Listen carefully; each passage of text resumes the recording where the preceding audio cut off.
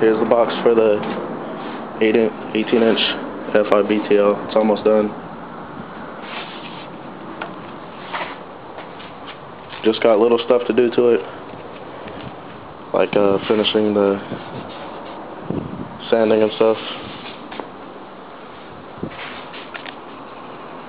But it's almost done. All the edges are evened off now. Sanded the wood putty, or wood filler, whatever.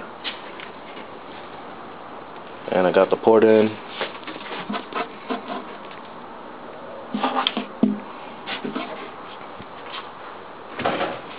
It's 14 by 6 and 17.56 inches deep.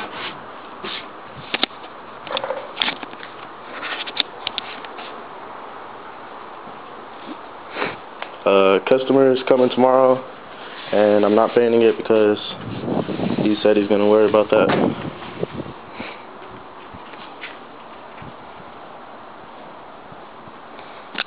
Oh, that's it.